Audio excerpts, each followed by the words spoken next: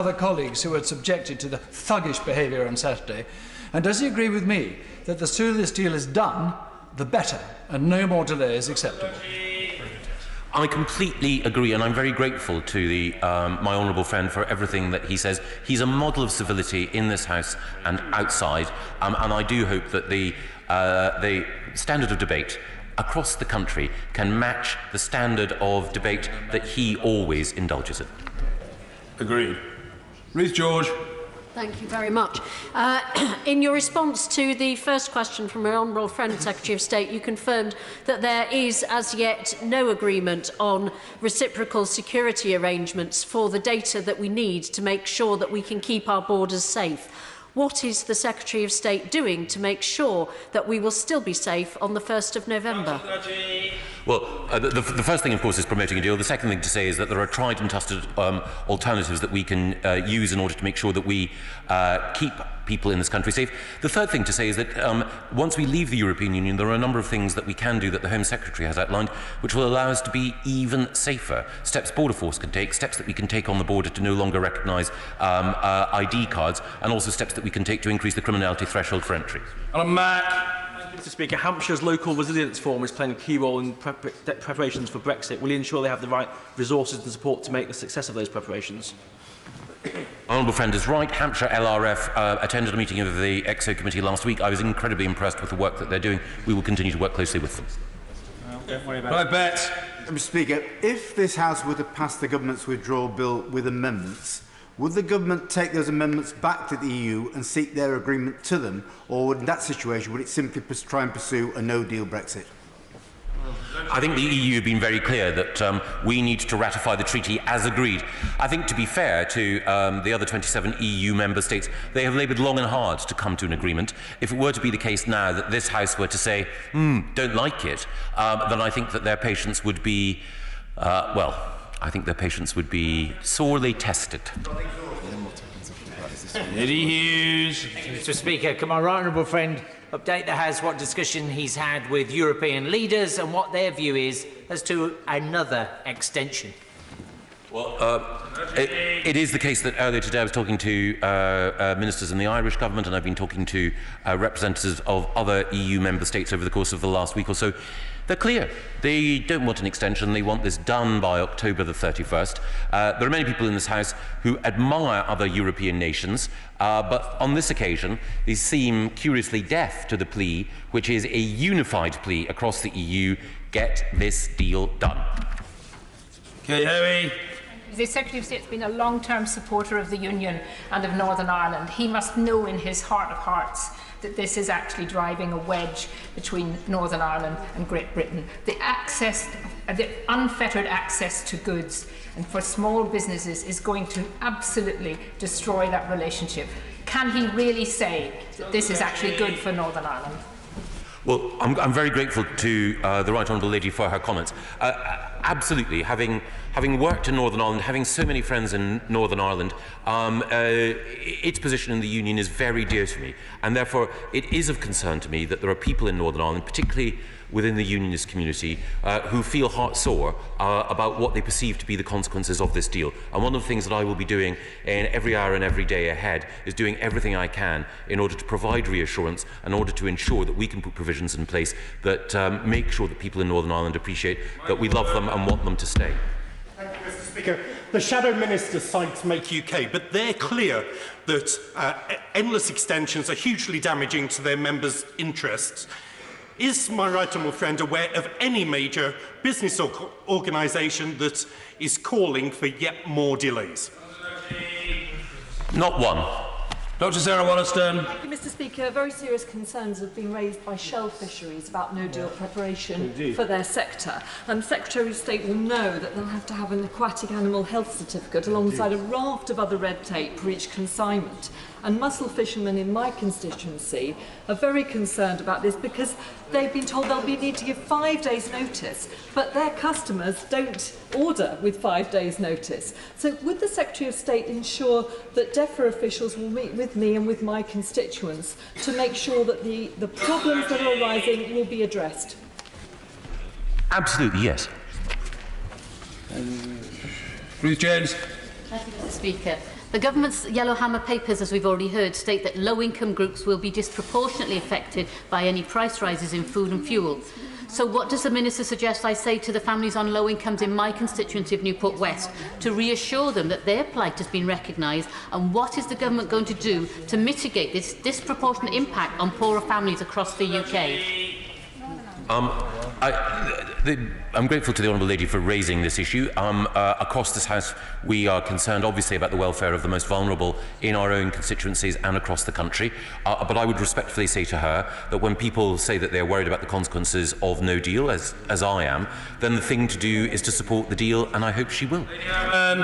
Thank you very much indeed, Mr. Speaker. I'm very grateful to you. If the United Kingdom were to leave the European Union on the 31st of October, and at that date, on the 31st of October, we still have no functioning assembly at Stormont, what is the government planning for the good governance of Northern Ireland? Is it going to be direct rule or not? It's a straightforward question. I would very much appreciate a straight answer. We want the Assembly to be up and running. We recognise that time is short. In those circumstances, we will talk to the government of Ireland, but direct rule, which it's a step that no one should take lightly, would be required in order to ensure the Northern Ireland Civil Service gets the political and ministerial direction that it needs. Paisley. Thank you, Mr. Speaker. At 5 o'clock this evening in the Public Accounts Committee, Jim Hara of HMRC informed the committee when asked about the transfer of goods from Northern Ireland to GB under the agreement that the Chancellor is proposing. He said this, that for all goods, an export declaration is required for all movement of all goods from Northern Ireland to GB in order to ensure the EU's obligations are properly discharged. The Chancellor says that he holds the Union very dear. These arrangements make the Union very expensive. We will be doing everything we can in order to ensure that there's unfettered access for goods from Northern Ireland into the rest of the United Kingdom, and it is also the case, deal or no deal, that we will be bringing forward additional steps in order to make sure that businesses in Northern Ireland are supported and protected, come what may. Jim Shannon. Mr. Speaker, I've been contacted by the Northern Ireland fishing sector who don't want this government deal as put forward.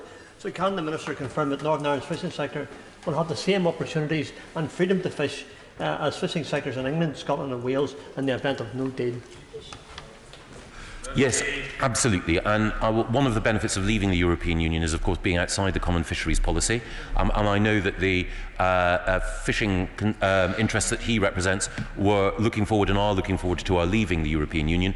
And again, let me say, it is our intention, the government's absolute intention, to ensure that as we leave, whatever the circumstances, that we provide all the support, financial and administrative, that is required by all of Northern Ireland's businesses. You know, the whole enterprise of leaving the European Union is one that we took as one united kingdom, and it's very, very important that we pay particular attention to representatives of Northern Ireland as we ensure that we try to secure the best possible outcome for all our citizens. Order. Statement, the Secretary of State for Foreign and Commonwealth Affairs. Secretary Dominic Raab. Thank you, Mr. Speaker. And with your permission, today I want to update the House on the tragic case of the death of the 19-year-old Harry Dunn in a car accident in Northamptonshire, and what we in the Foreign Office and HMG are doing to support his family in their search for justice. Mr. Speaker, can I say at the outset, as the father of two young boys, I can only begin to imagine the grief and the suffering of losing a child. It is every family's worst nightmare, and I'm sure the whole House will join with me in expressing our deepest sympathies to Harry's family for their unbearable loss. Mr. Speaker, let me start with the facts of this case and the steps the government has taken in recent weeks to support the police investigation. On the 27th of August, Harry Dunn was killed in a road traffic collision while riding his motorbike in Croughton, Northamptonshire. The suspect in the police investigation is an American woman. As it has been widely reported, at the time of the accident, the American involved had diplomatic immunity. Mr. Speaker, the UK government had been notified of the family's arrival in the UK in July of 2019. And this diplomatic immunity was the result of the arrangements that were agreed between the UK government and the US government back in 1995. Under those arrangements, US staff at RAF Croughton and their families were accepted as part of the US Embassy in the UK. Pursuant to those arrangements, the staff and their families were entitled to immunity under the Vienna Convention on Diplomatic Relations. Under the exchange of notes in relation to the Croughton Annex, these arrangements waived immunity for employees, but the waiver did not cover spouses.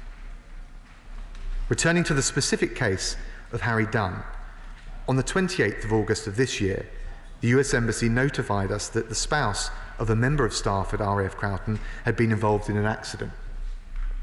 On the 30th of August, the US asserted that the spouse was covered by immunity, so a waiver was needed.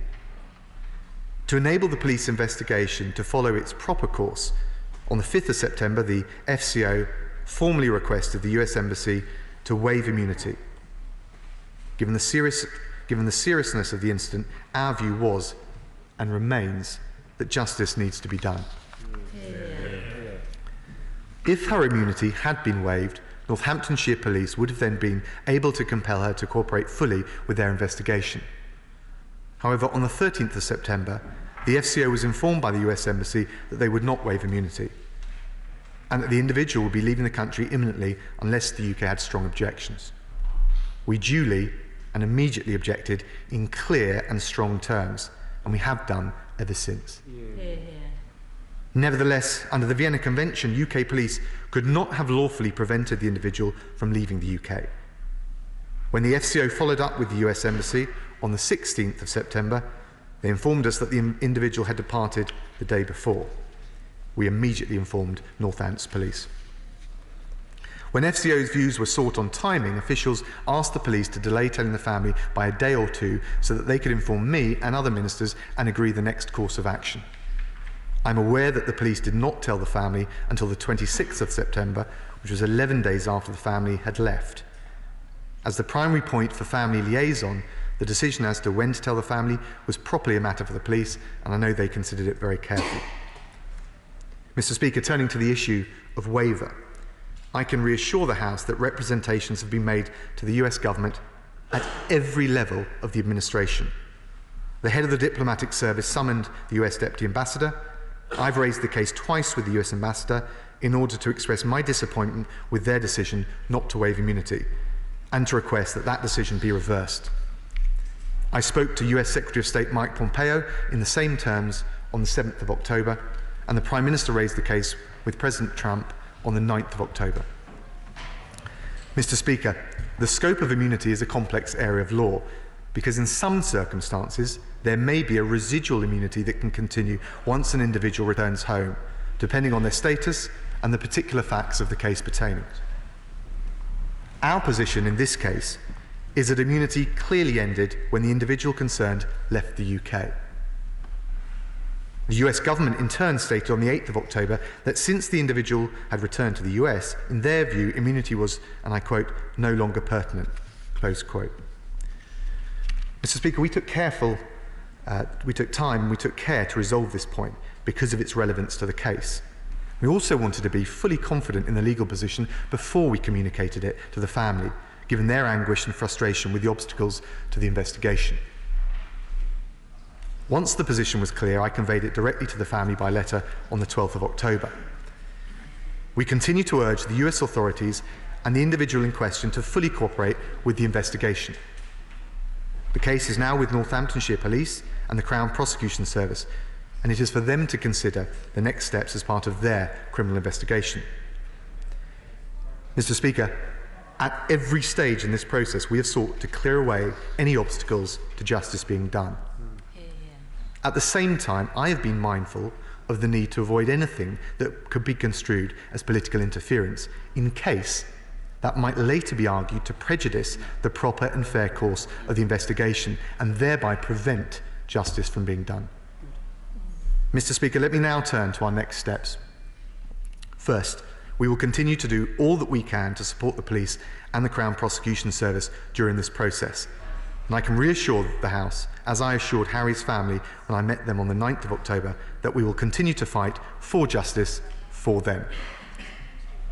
Second, Mr. Speaker, I've already commissioned a review of the immunity arrangements for US personnel and their families at the Croughton Annex, holding privileges and immunities under the Vienna Convention on Diplomatic Relations.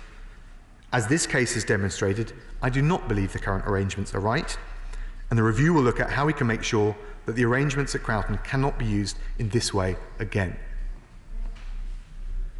Mr. Speaker, in one night, a tragic accident took the life of a young man with his whole future ahead of him. That loss has devastated his family as it would any of ours. I can reassure the House that this government will do everything it can to give them the solace of justice being done. Our hearts go out to them, and I commend this statement to the House. Marie. Thank you very much, Mr. Speaker, and let me thank the Foreign Secretary for advance sight of his statement. What we must say first and foremost is that our hearts go out to the family and friends of Harry Dunn, his parents, Charlotte and Tim, Tracy and Bruce. As the mother of a 20-year-old boy myself, I can only imagine the devastation they feel at Harry's loss.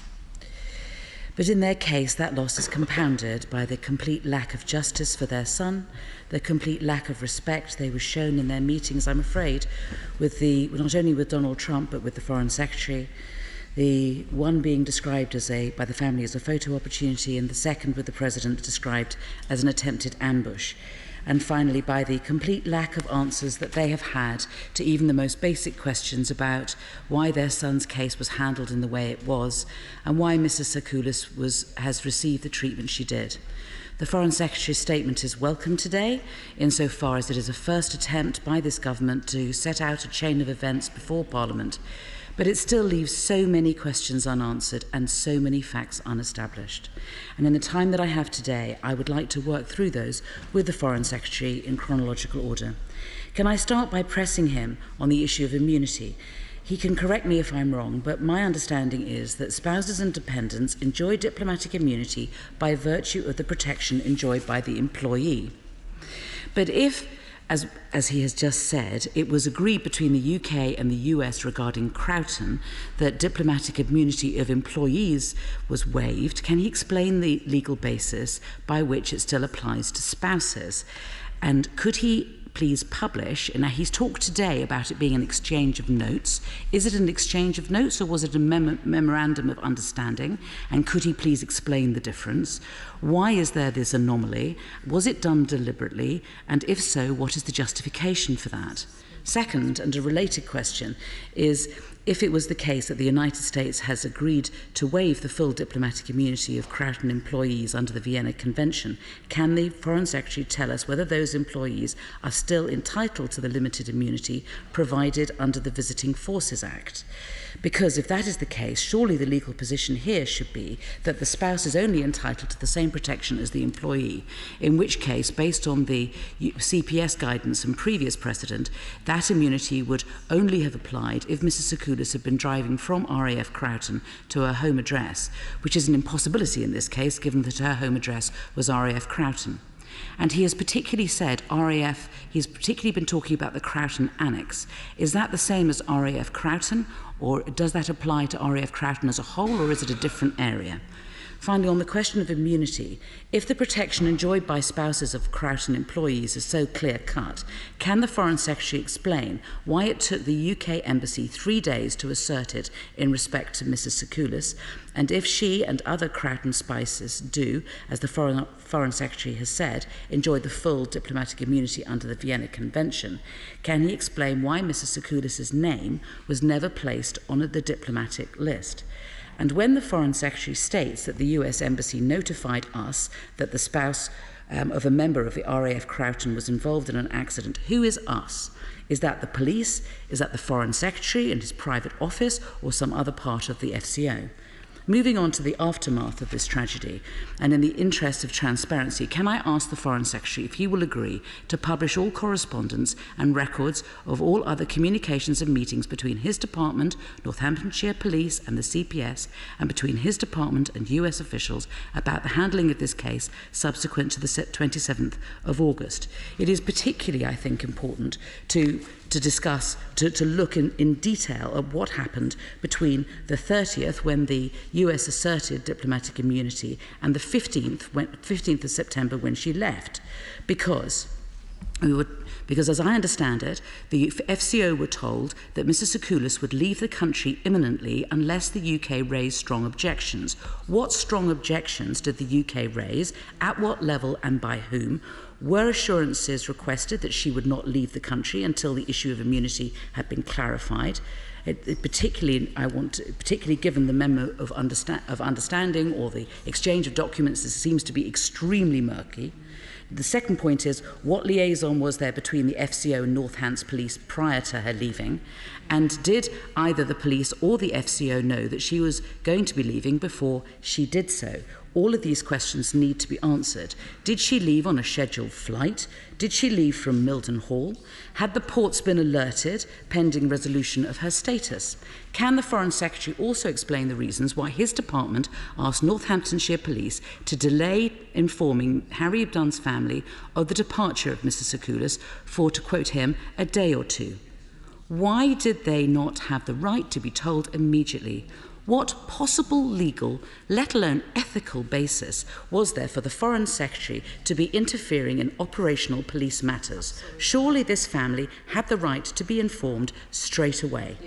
Why, indeed, did it then take the Northamptonshire Police 10 days to tell the family? My last question. Given that he has made it clear that the supposed diplomatic immunity status granted to Mrs Secoulis has ceased to reply since her return to the United States, I'm not asking him to intrude on the independent decisions of prosecuting authorities, but has the Foreign Secretary been advised as to whether there are any barriers to the CPS commencing extradition proceedings to return Mrs Secoulis to the UK?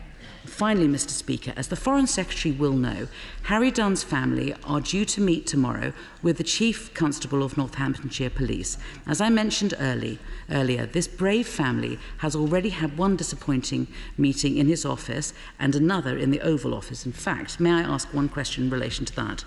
Was the Foreign Office aware that the White House had summoned this family to the White House, let alone that the President was intending to ambush them with a meeting with Mrs Secoulis? And if so, did they think that it was appropriate for this vulnerable family not to be given some assistance from the Foreign Office? They have many legitimate questions. They are not getting answers. Unfortunately, they have been led to believe that they won't get any answers from the Chief Constable of Northamptonshire either tomorrow, as it is his intention to merely offer them his personal condolences. That isn't good enough. It's not good enough. The time for condolences and sympathy is over. What Harry's family needs now is answers, the truth, and some justice. Yes. Can I start by thanking the Right Honourable Lady for the opening tenor of her remarks. I join with her in expressing my deepest condolences to the family, and I also agree with her on the point that I think that the natural grief that any parent would suffer as a result of losing their child has certainly been compounded by having to go through the legal and what will feel like bureaucratic obstacles. Equally, on our side, we've got to make sure that justice has been done by adhering to the legal route. Otherwise, we impair the very objective that we're, I think, all seeking to achieve. She raised a number of particular points. Just on this suggestion that there was an attempt at a photo opportunity, it had been actually requested by the representative of the family to bring media to the meeting which I hosted, and I declined that because I thought it was inappropriate. I expressed my deepest condolences and sympathies with the family and made it clear when I met with them that I would do anything that I could, and they should feel free to come back to me directly if there was any support that they feel they needed. She asked as well about the exchange of notes and the difference between that and a memorandum of understanding. The exchange of notes or an exchange of letters under international law is not decisive. What matters is the tenor of the language. But I can tell her that these are effectively the implementing administrative arrangements under the Vienna Convention of Diplomatic Relations. So they would be of the similar status to an MOU. She also asked about the anomaly that spouses were not covered by the waiver arrangements. I agree that that is an anomaly. That is why I've instituted a review. I think the reality is, since 1995, we've not seen, certainly having looked very carefully at this, I'm not aware of any case that has tested them. So this is the first time that the anomaly has properly come to light, certainly to me, but I think also, given that they haven't really been implemented or tested in this way, more generally to the Foreign Office. The exchange of notes covered the technical and administrative employees at the Crowton Annex, which I think was another one of her questions, whereas the diplomatic list that she referred to applies to members of the US Embassy. She asked about what we knew at the point at which the individual left this country to go back home to the US. We were made aware, I think it was a day or two before, I can check, and we registered our strong objections. Nonetheless, and I think it's very important because she suggested checks at ports or that we should immediately have tipped off the police, it would have been unlawful to arrest her under the Vienna Convention on Diplomatic Relations. So that would have, I think we can all agree, not have been a responsible or productive thing to have done. Indeed, it would have been an illegal thing to do. She asked me about the family's visit to the US. We were aware of that visit. I wasn't aware who she would meet. What I did make clear was during our meeting that I would help with anything and gave her the direct line in to my office, and indeed we have contacts with the representative of the family. No request was made to us for support when they went to the US, nor were we aware of the details of that trip. She also asked, I think, the delay in informing the family. Once the delay in informing the family of Harry Dunn, once Ms. Sakoulas had left the country. As I said to her before, it was 1 or 2 days. The reason that we asked for a little bit of time, and this was a request not made by me, I wasn't aware of it, but by my officials, was to make sure that we could be very clear on what the next course of action would be, and indeed precisely so that they could inform ministers before the family were aware, because we were aware that there would be immediately questions that would come back about what we would do next. There was a further delay for the police. I know that they have been very mindful of the sensitivities of the family at every stage, but that ultimately, I'm afraid, is a question for them. Finally, she asked about barriers to justice being done, whether it's ultimately that must be for the CPS and the police to decide, and we're obviously in close contact with them, but I'm aware now of no barriers to justice being done in this case, and at every stage during this process, I've been and my officials have been keen to make sure that we can remove any obstacles to justice being done. She talked about the need for transparency, and I know she's made some remarks in the media about this. So in the same spirit, can I just also point out that whilst we've never had a case that have tested these arrangements since 1995, at least so far as I'm aware, and I've checked very carefully, the arrangements were reviewed in 2001. That review was an opportunity to address this issue. It was left unresolved, but the number of staff at the Crowton Annex was substantially increased. In fact, it doubled in size. So those are that is the full background, not just to this case, but to the arrangements made under the Crowton Annex. And I think that the whole House will join with me, not just in expressing our condolences, but trying to make sure that independently and in the correct way, the police and the CPS are free from political interference, but free from any bureaucratic obstacles to seeing justice done. And I know that ultimately, from having talked to the parents of Harry Dunn, that is the solace that they're looking for right now.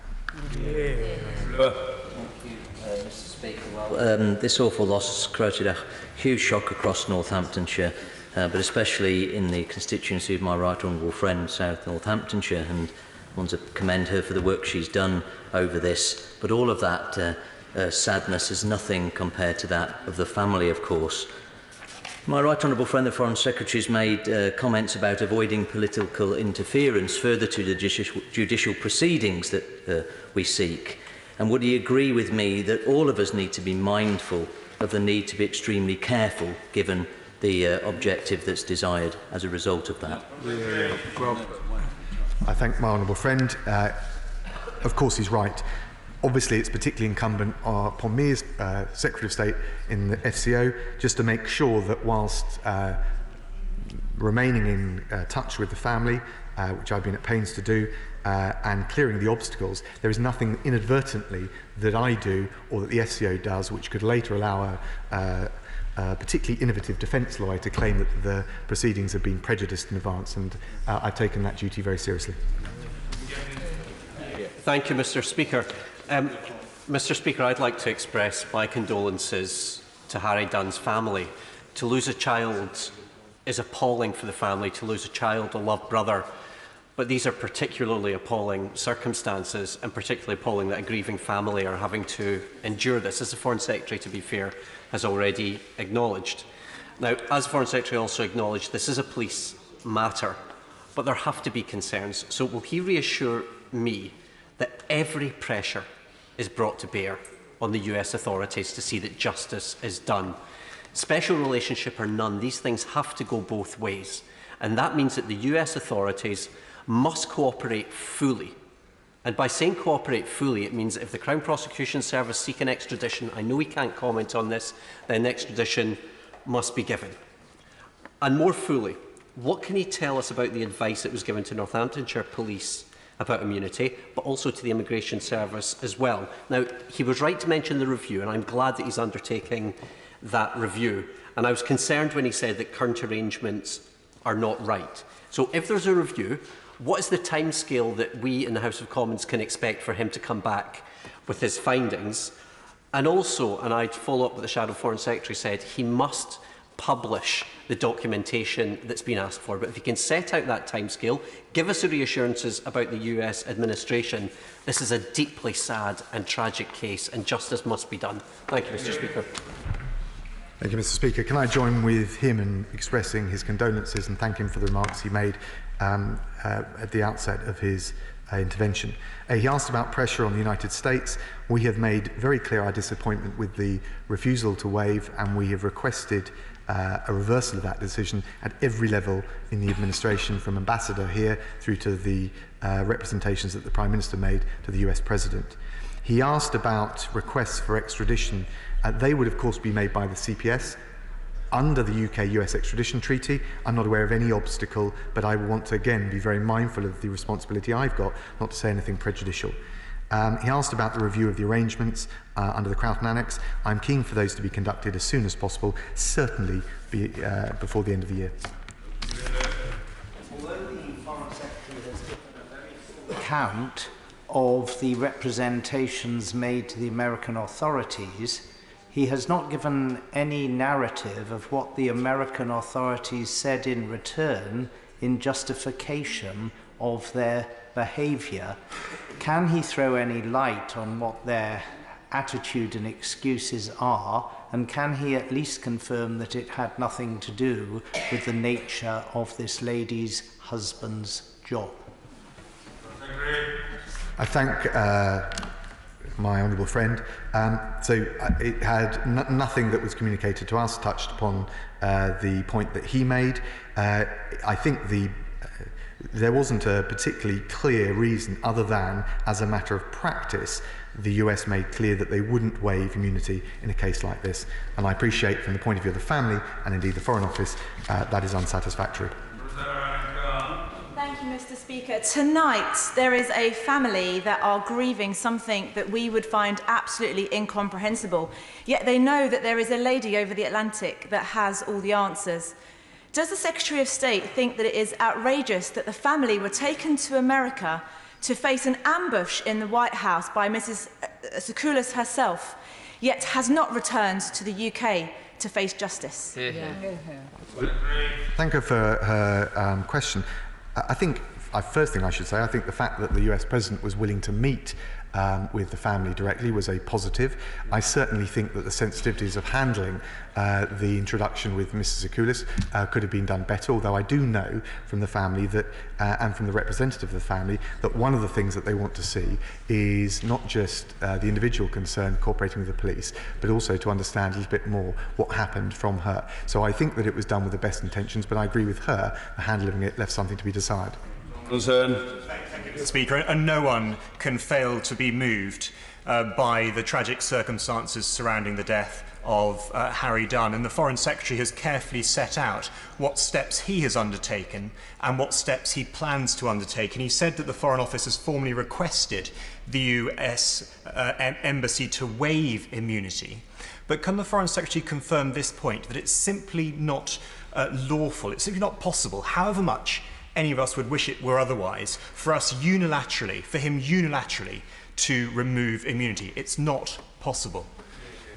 Thank my honourable friend. He's absolutely right about that. And in addition to that, it clearly wouldn't be possible or responsible for the police to try to do so. They're there to uphold the law, and however unfortunate the circumstances are, we can't ask them to do the reverse. Jamie Stone. Mr. Speaker, it is truly an absolutely dreadful business, and it's quite clear to me and my party that the government does take this most sorry episode very seriously indeed. Just to expand a little bit more on the events of the 15th of October, it comes over to me, and I'm sure many people in this country, as being some sort of hideous play on comic opera, that Harry's parents are taken to the Oval Office, and then almost by a sleight of hand, we have Mrs. Secoulis in the next door room. Surely that cannot be within the rules of diplomatic engagement, and surely we should make representation to say that this is not acceptable for our citizens to be treated in this fashion. Well, thank the honourable gentleman. As I made clear in my opening statement, we'd made clear we were willing to support the family directly, and indeed they have a representative who acts on their behalf. We weren't asked for any support in relation to the US visit, and therefore those are arrangements that were made, I'm assuming, between the representative and the US government. And ultimately, I think the one thing I would say is that at all of these points, it's impossible to overstate the anguish and the frustration that the family feel at every new bureaucratic hurdle that's placed in their way. And I do understand that, and that's why we've been so mindful about removing those obstacles, because the thing that this family want above all is to see justice done. Thank you. I'm most grateful to the Foreign Secretary and to colleagues. Order. Presentation of Bill. Secretary Stephen Barclay. And Minister nods. European Union withdrawal agreement. Second reading what day? Tomorrow. Tomorrow. Thank you. Order. Item 1 of the scheduled business is voided in the light of the statement and ruling that I gave shortly after 3:30, so that business does not take place today. And we come now, I believe, to motion number 2 on business of the House. I beg to move. The Minister to move. No, that's absolutely in order. Yes, the question is as on the... No, that's perfectly orderly. Yes, oh, very good. Yes, I can see the Honourable Gentleman from Nottingham East wishes to contribute to the exchanges on this matter. Yeah. Yes, he doesn't have to do a salute. The question is as on the order paper. Mr. Christopher Leslie. Thank you very much, Mr. Speaker. I'm just clearing my throat at that particular moment. I'm grateful to have caught your eye. This may look like an innocuous motion from the government, essentially suggesting that honourable members, prior to second reading, should be allowed to table amendments at committee stage. But these are highly unusual circumstances, and this motion relates to probably one of the most momentous pieces of legislation that has happened certainly in the last 50 years.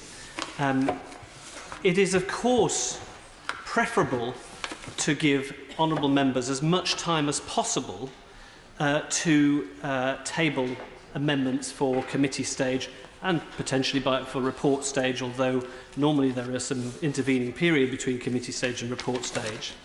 But I just wanted to highlight, for the benefit of the House, Mr. Speaker, that as far as I know, the programme motion for this bill has not yet been published, although I have heard some quite frightening rumours about what that programme motion is likely to look at. One suggestion that I have heard, and I'll invite the Leader of the House to disabuse me of this, is that as well as seeking second reading tomorrow, the government intends to also commence committee stage tomorrow and have a number of hours of committee stage tomorrow.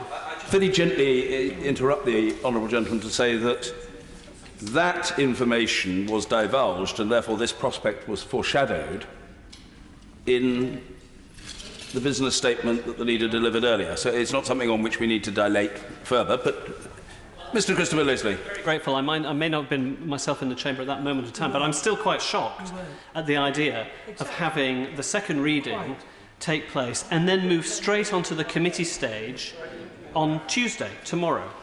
And the reason this is relevant to this particular motion today is that the House is expecting members to potentially frame and draft amendments to a bill that we have not yet had the opportunity to see.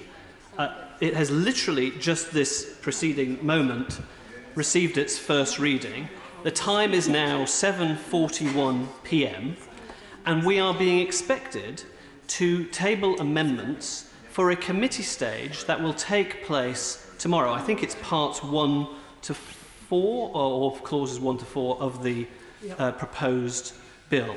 Now, Mr. Speaker, while this motion, I think, is absolutely the minimum required, I just think it is worth reflecting on the appalling notion that this is going to be rammed through in this way, in this particular fashion. And I say this for a very good reason, because many honourable members, the Leader of the House is too young possibly to remember many of these things, but the process, the practice of the House when considering legislation that amends aspects of European legislation has quite a long pedigree, and the House of Commons Library has rather helpfully produced a briefing paper about the parliamentary process of bills in respect of EU treaties.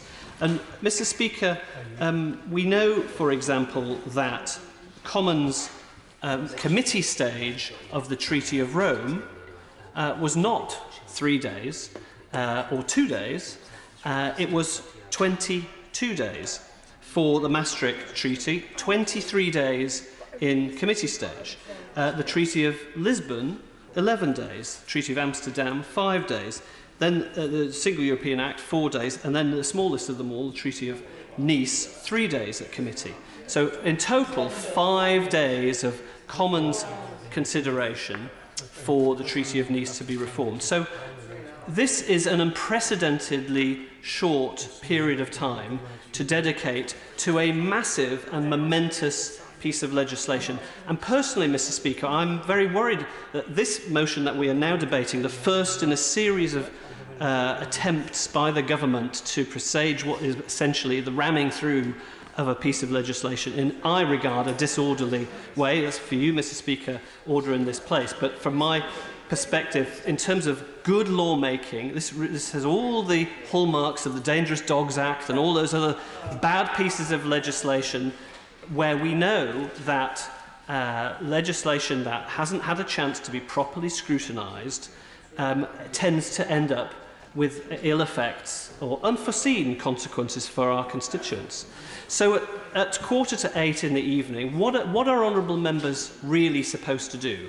Presumably, by now, the bill has just been published hot off the press and is available for us to scurry into the vote office and look at that, and perhaps the Leader of the House, because I've not had the opportunity to see it, he can tell me how many pages there are of that legislation. But he's asking in this motion now that we should be able to go and write amendments to that particular piece of legislation, table those this evening for them to be in order for a committee stage that is taking place tomorrow. I don't know on how many occasions the Leader of the House can cite that a bill of such magnitude and importance has had a second reading and committee stage on the same day. Perhaps he can give me some examples of that, but I don't see that that was the case in any other preceding piece of European Union legislation going back to the early 1970s, before I was even born. So, Madam Deputy Speaker, I'm really worried about this motion being the first of many. I think it's necessary as an absolute minimum, but I think everybody needs to be alert to the fact that it is not just an unfair way to treat the House of Commons, but it's actually quite a dangerous approach to take. I'd be happy to give way. I'm most grateful to the Honourable Gentleman for giving way. He may not have noticed, but I think the bill just arrived at the Speaker's chair and isn't as chubby as he might have feared. Well, I don't know what the Honourable Gentleman's definition of chubby is, but it's 110 pages of legislation with at least 6 complex schedules within it. And let me see what the tally is of the clauses that we have within it. 40 different clauses that we have in this particular piece of legislation. And maybe the Honourable Gentleman can cite to me what he understands Clause 38 to be, or the Leader of the House can tell me what he thinks Clause 39 would be. I doubt that he probably can, and the point I'm rather facetiously making is that it's impossible for him to have digested that in that time. And and honourable members, I'm quite sure, I can see honourable members from beyond the bar saying, oh, this is just, Remainers making these points. Of course they're going to say this. This is just what they do. They should just shut up, take it on trust, ram the bill through, nod it through. Everybody's impatient, everybody's frustrated, we're really tired, let's just do it. But that's not good enough. Our constituents' livelihoods and their jobs are at stake with what happens with this very, very significant piece of legislation. I'll give way. The honourable member is making an excellent point. Our constituents will be profoundly affected by this significant act, and to try and ram it through for political purposes is something that I know my constituents will not accept. Secondly, I noticed the remarks on the Benn Act. We rely on the government usually has the order paper. We're able to get the order paper for one day. Therefore, does he agree with me that perhaps the opposition should get some more days to consider issues that we think we should be debating? Well, I don't want to be. I really don't want to be either greedy or unreasonable, Madam Deputy Speaker.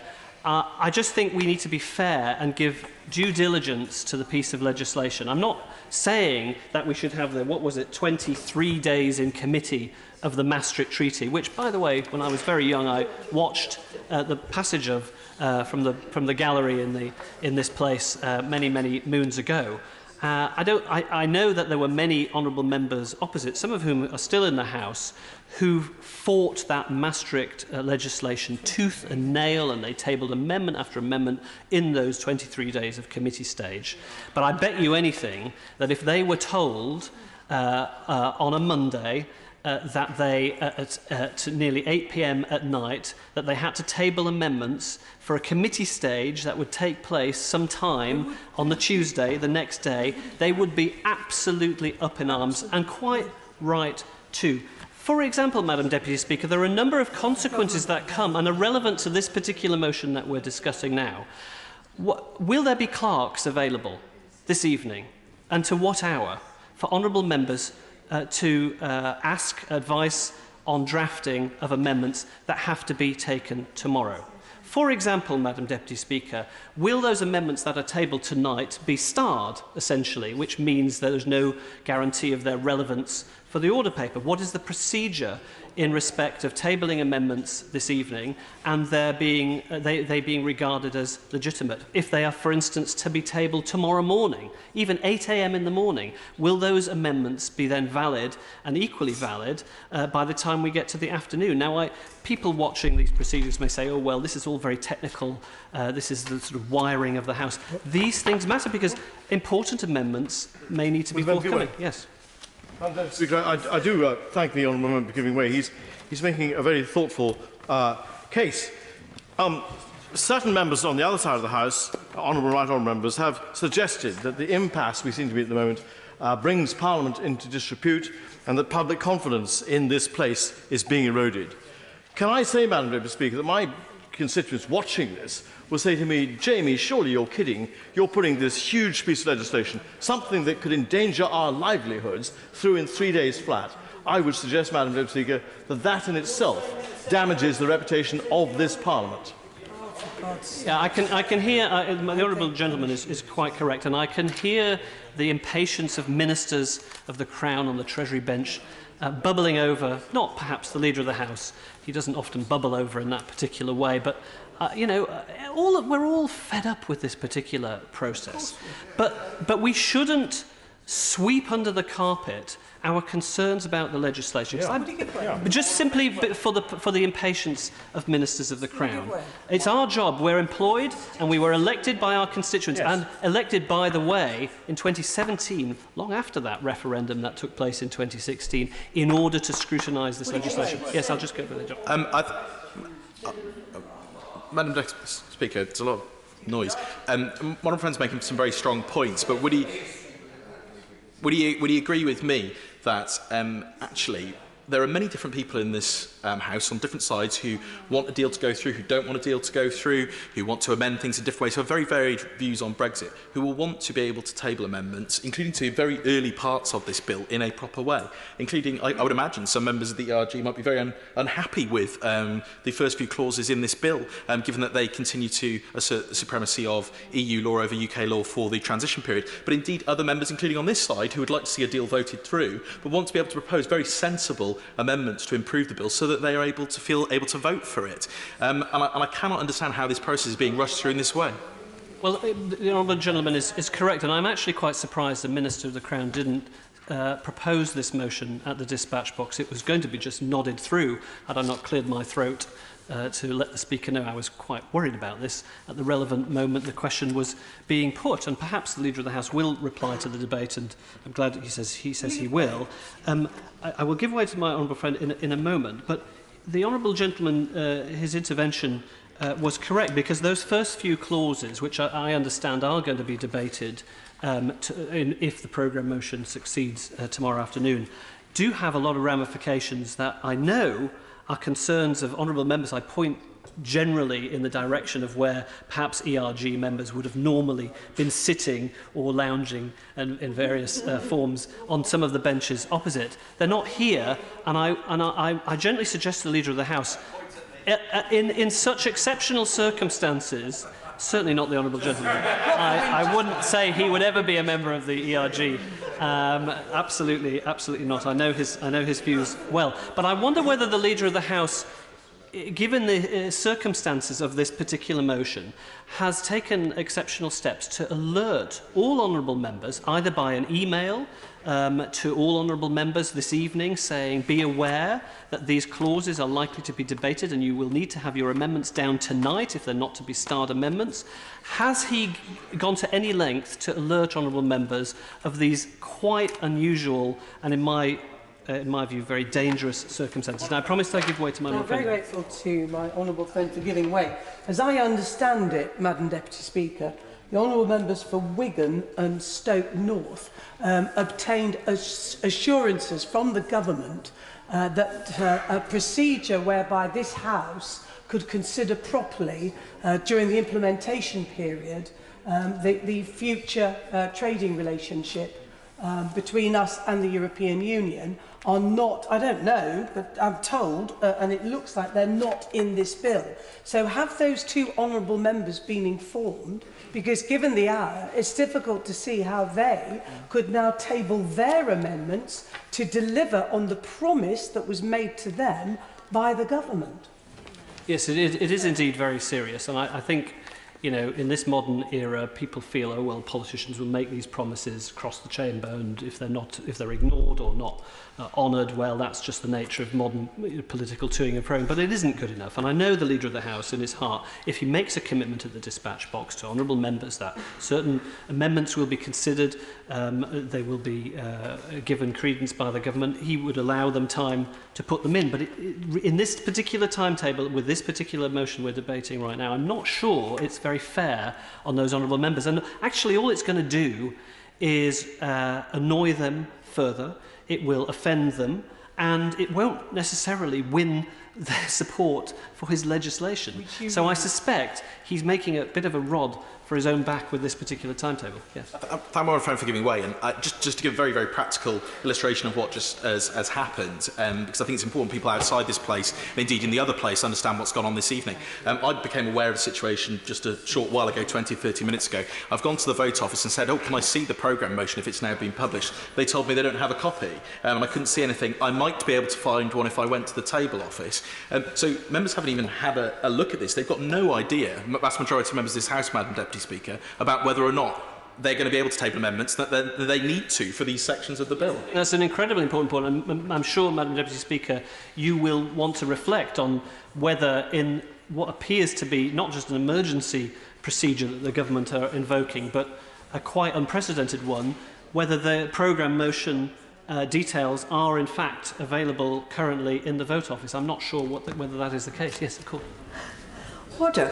I was almost going to raise a point of order there. I realise I'm making a point of order, which I think is a point of order.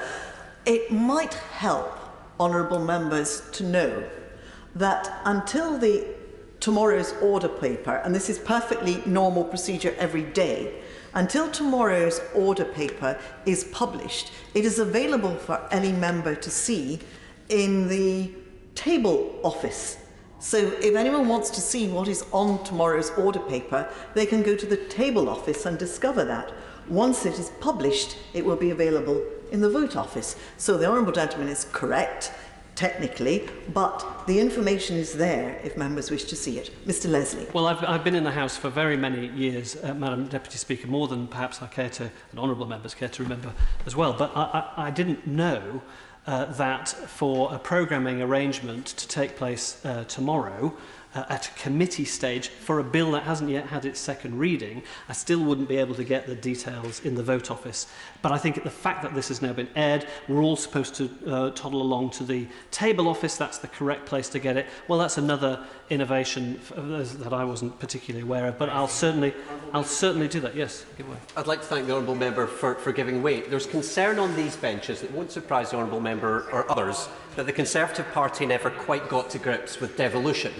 Does he agree with me that, given the short timescale, there is inadequate time for the Welsh Assembly and the Scottish Parliament to be able to consider this in a proper fashion, as we should do through the devolved settlements? Well, yes, and I don't always agree with what happens in the Scottish Parliament or the Welsh Assembly, but they certainly have a right to be consulted. And absolutely having a bill railroaded through of this magnitude. I think if it was a 1 or 2 page bill, a couple of clauses, the Leader of the House would have a case to make, simple issue, honourable members, fully aware of it and its contents. There was actually no reason why the government had to wait until this evening before it published it, by the way. This notion that somehow it had to be withheld. I went to the vote office earlier and said, can I see a copy of the bill? Oh, no, not until first reading comes along, Madam Deputy Speaker. Well, the governments have published draft legislation online for very many years. So there was an attempt to withhold these details deliberately, I suspect, Madam Deputy Speaker, from honourable members until we got past 7:30 this evening, to make it as difficult as possible for myself and for other honourable members to take the time, look at the bill, find its flaws, draft an amendment, consult with the clerks, ask for their assistance in the legal framing of such an amendment, then perhaps consult with other colleagues to get signatures on those amendments, which there's only a number of hours to go in order to do that, and then table them so that they're in time for a committee stage of a bill that hasn't even had a second reading tomorrow. I mean, it really is quite a ridiculous state of affairs. I hesitate to interrupt the honourable gentleman just before he goes on to his next point, but there is an innovation, and the honourable gentleman and the honourable gentleman have probably been instrumental in bringing this about. I'm happy to tell the House that as of a few moments ago, tomorrow's order paper is now available in the vote office. It's not quite published, but it is on paper, and there is a lot of information in it, and any member can find it in the vote office. I'm very grateful to the honourable gentleman for having drawn this matter to the attention of the House. Mr Leslie. I'm very grateful, Madam Deputy Speaker, and I would normally be quite humbled to have had a hand in causing such an innovation. But I'm actually a bit annoyed, Madam Deputy Speaker, that we've got to this particular state of affairs, because I have in the past tabled the occasional amendment to pieces of legislation like this. It is going to be quite a challenge, I have to say. But I'm more determined now to table those amendments this evening in the hope that they can reach the order paper. I would like to apologise to the clerks, Madam Deputy Speaker, in advance, because I'm afraid I will be pestering them later on, and possibly at quite a late hour, because what other choice do we have in our democracy? And yes, of course. I know how concerned he is about the late hour at which he may be pestering the clerks. He could make that a somewhat less late hour if he wrapped up his contribution now and got on with drafting those amendments. Well, the honourable gentleman's intervention's just added a minute to that process, and It's always the way with opposition, with government members. It's just shut up, sign on the dotted line, don't criticise. Everybody's tired. Don't bother looking at it. Take it all on trust. Maybe that was the consequence of opening the Brexit box in 2016, that we would get to such a situation. It needn't be that way. There's a false cause for this 31st of October deadline, which the government are rushing towards, which is all about the promises the Prime Minister's made in various political circumstances. We know that an extension request has been made. We know that that is entirely feasible. There's no real reason to truncate proper scrutiny of this legislation. I, for one, only learned, Madam Deputy Speaker, today that at Article 271 of the deal that the Prime Minister struck with the European Council, that there are proposals under the deal that goods leaving Northern Ireland, shipped across through Holyhead or Liverpool, will need an exit summary declaration form to be completed, to be shown, for it to cross the Irish Sea within the United Kingdom. I mean, I'm quite staggered that we're seeing that level of fettering of the transmission of goods within the United Kingdom. I would like to table an amendment about that, the impact of that on constituents in Northern Ireland and Great Britain. Of course I'll give way.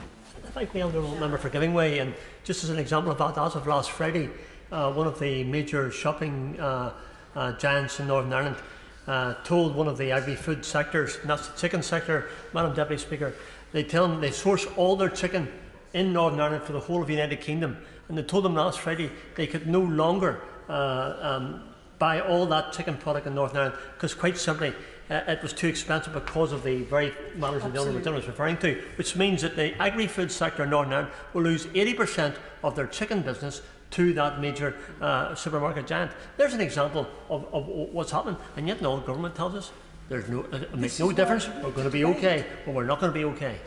And the Honourable Gentleman is completely correct. And what's made worse is that he and I might want to have a conversation and say, well, look, let's put in an amendment somewhere in this bill and its early clauses to mitigate or to lessen the impact of that proposal, or to take it out altogether.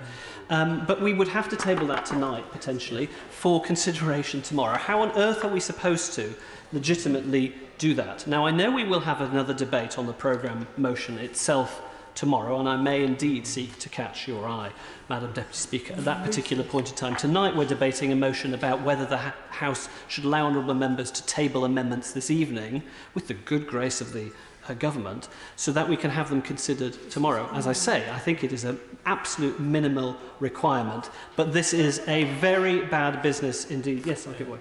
I forgive my, and thank you, my honourable friend, for giving way. And forgive him that I wasn't in for the start of his remarks, because I was getting a copy of these two documents, and I just picked them up. How on earth am I supposed to digest 110 pages of a bill?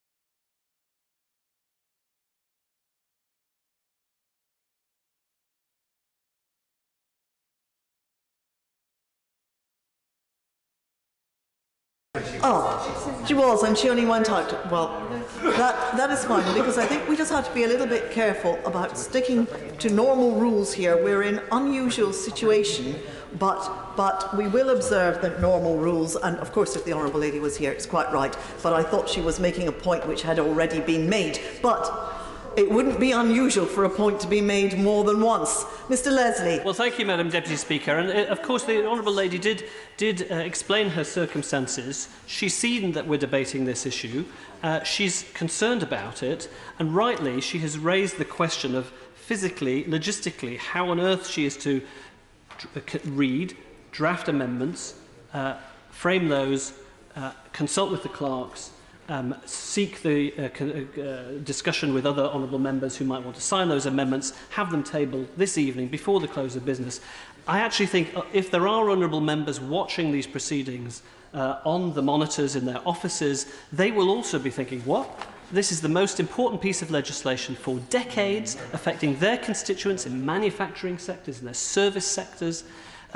whether there are public services expecting revenues to come in that are not going to happen because the economy is going to be adversely affected. So many people and all of the aspects of their lives, whether it are people in Northern Ireland who didn't realise, those businesses, that they were going to have to get an export summary declaration to even ship them across the Irish Sea. And we're all supposed to put in amendments for a committee stage after a second reading. That's going to happen on the same day tomorrow. I'm absolutely staggered that the government have the brass neck to come with this particular proposal. Yeah. I thank him for giving way. Would he agree with me that if we had more time to debate these issues, that, for instance, that point he was making about the cost to business of the forms that he was referring to, it might be possible to clarify that so we get a better understanding of that, because it could be a phenomenally large figure. We know that HMRC have costed some of the changes under no deal at £15 billion in terms of the customs forms that might need to be completed. Well, it's sometimes said from the government benches, perhaps not necessarily in the Leader of the House's case, that the billion here, billion there, soon it starts to add up to quite a lot.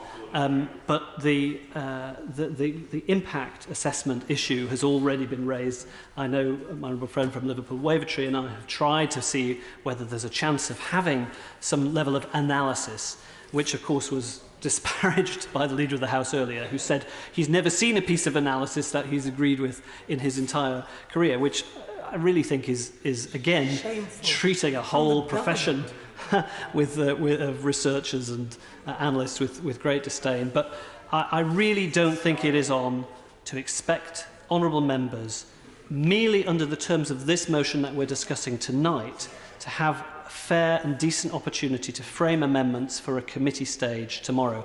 And I wouldn't just appeal to the Leader of the House to reconsider, but also to the Chair, to you, Madam Deputy Speaker, to protect the interests of backbenchers on those practicalities of how we are tonight supposed to frame those amendments, seek the advice of the Table Office and the clerks and others, because this is a totally unacceptable state of affairs. Oh, point of order, Mr. Doughty.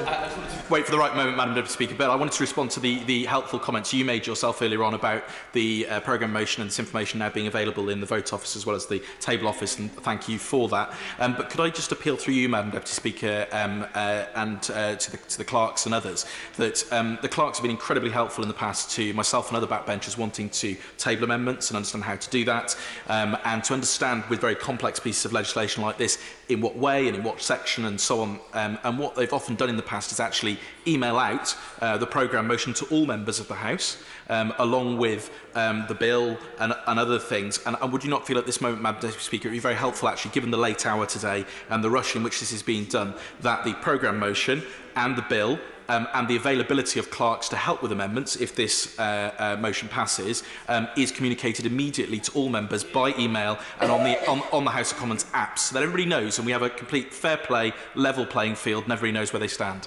Thank you. The honourable gentleman makes a very reasonable point, and I shall endeavour to find out what can be done to help honourable members, and I can assure the honourable gentleman and the House that whatever can be done to expedite these processes, to make it easier for honourable members to become conversant with exactly what will happen tomorrow and the subsequent days, will be done.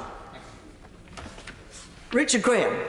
Madam Deputy Speaker, thank you. And I rise really just to make a couple of observations on the debate so far, which of course refers to the business of the House raised by the Leader of the House. And I don't, I'm afraid, share the views of the Honourable Member for Nottingham East, with whom I've had many friendly exchanges over the last 10 years, because of course the vast majority of what is going to be discussed until midnight tomorrow, midnight on Wednesday, and as long as it takes on Thursday, has been discussed in this House for 3.5 years in huge detail. Yeah. And the idea that at this stage there is not enough time to come up with a reasoned amendment could only be true in one small and particular way, which I will come on to.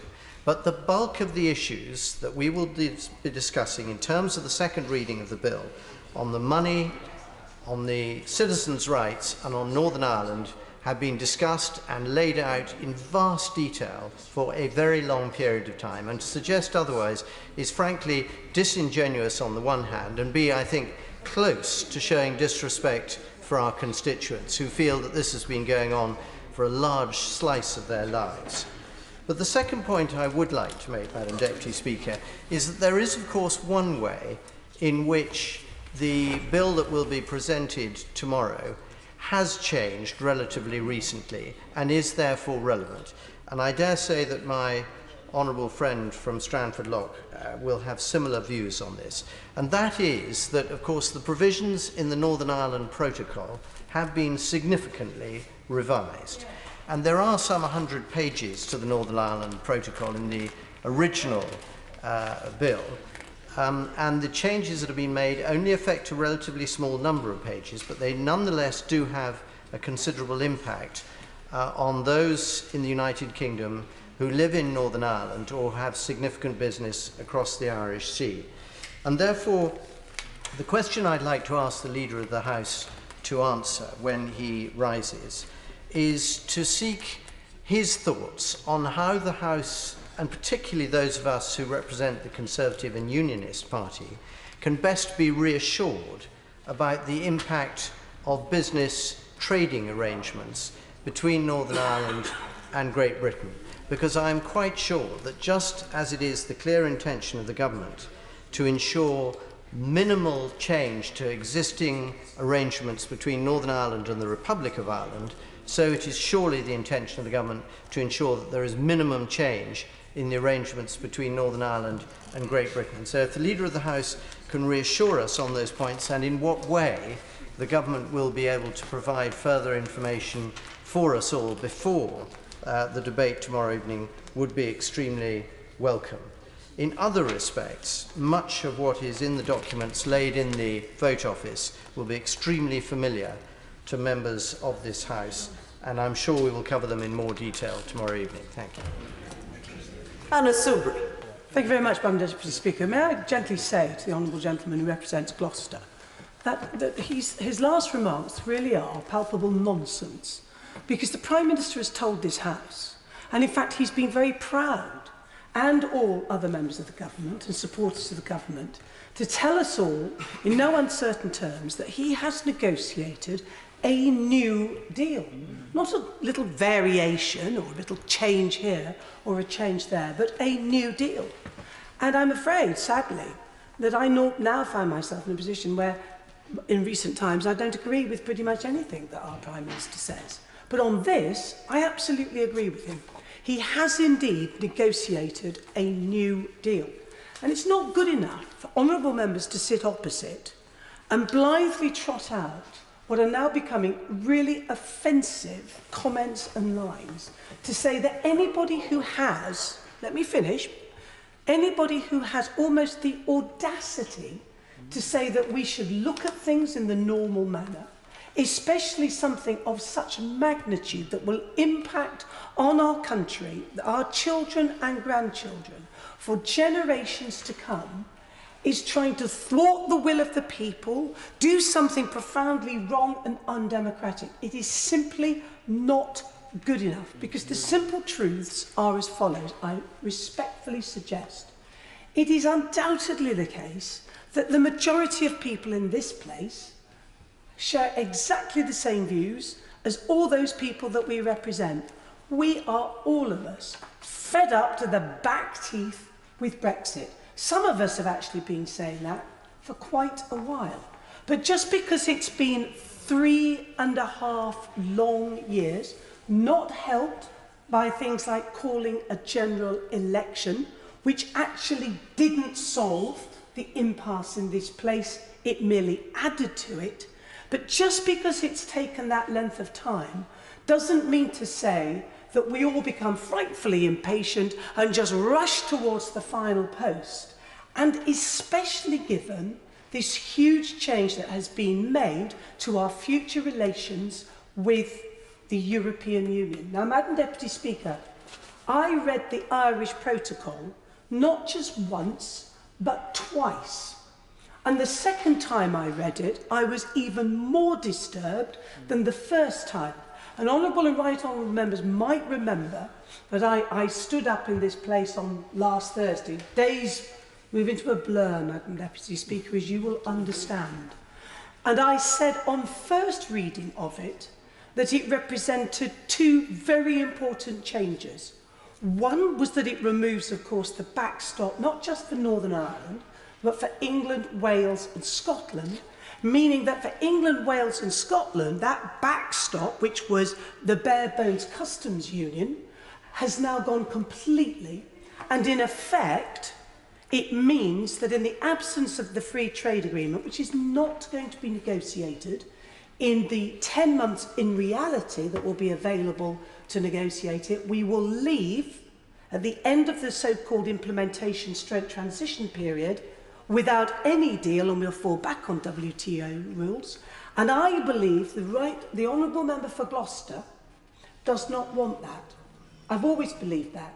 But he, I say respectfully to him, has now got to understand what has happened to the party that he and I used to be a member of, that has now swung over to the hard Brexiteers, and it's the ERG with their determination to get that very hard no-deal Brexit who are now running the show, and so we absolutely face that very real prospect, and of course I'll give way.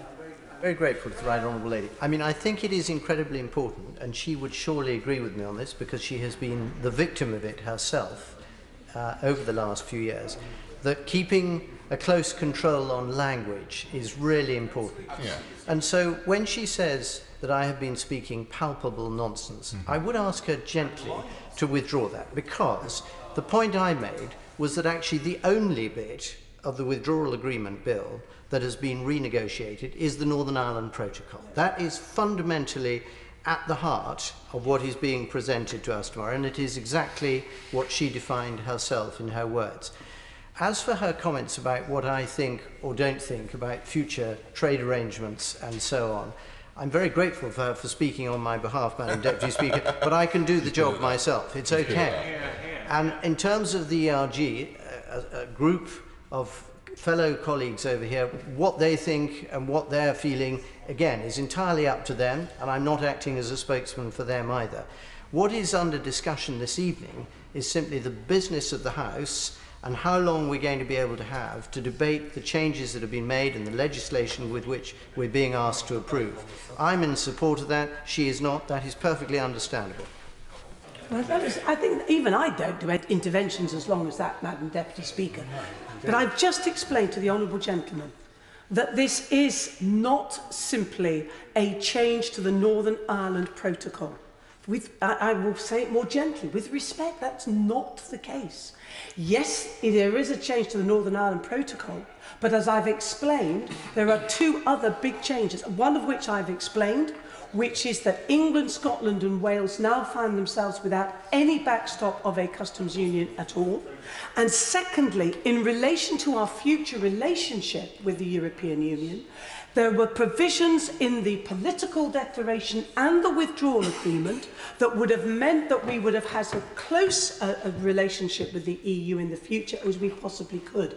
Those, Madam Deputy Speaker, have been taken out, and that is precisely the sort of amendment that honourable members may well want to make to this bill to put those things back into this agreement. And I will conclude my remarks by just turning again to this matter of Northern Ireland.